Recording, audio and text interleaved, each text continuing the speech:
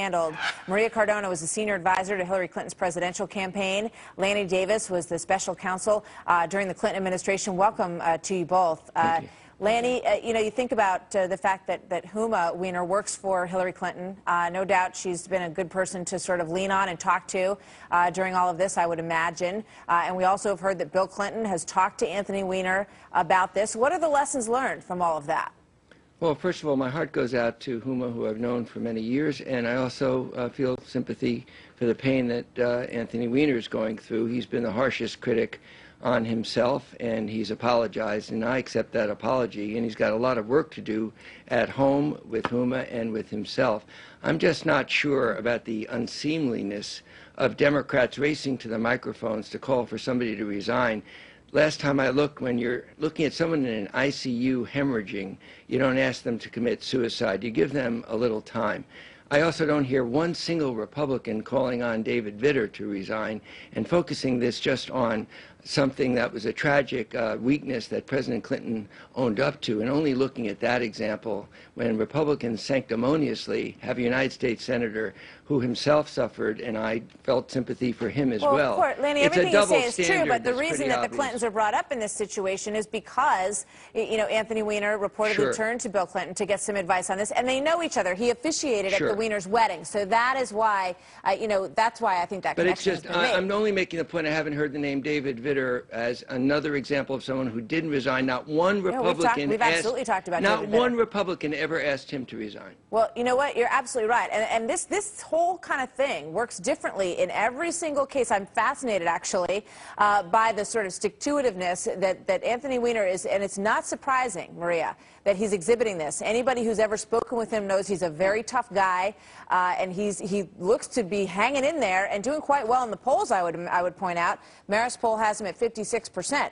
What are the lessons learned from the past on this? And Maria, do you think he should hang in there? The lessons learned, Martha, are the fact that you don't lie to the press. And this, I think, is a big difference in terms of, what has happened recently with others of those kinds of scandals.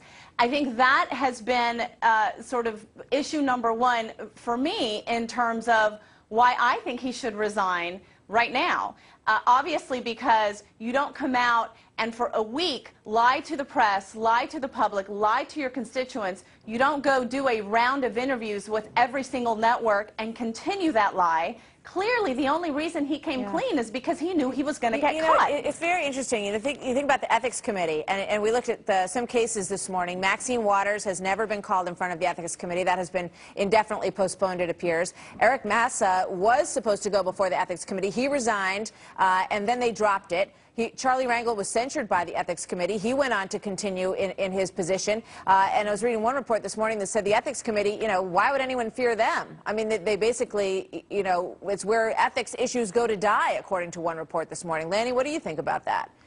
Well, look, I'm only commenting on a double standard. I'm not defending Mr. Weiner's conduct. I agree with Maria that lying to your colleagues and to the media is a pretty bad thing to do, and that it was the substance of his apology. I'm sure Maria doesn't have a short memory that many people, including President Clinton, was not truthful for a long period of time about one subject that everybody identifies with as embarrassment to the point of not telling the truth. And the people in his congressional district speak a lot louder than a lot of sanctimonious talk from Republicans about lying when we have David Vitter, who never owned up to what he was doing until he got caught.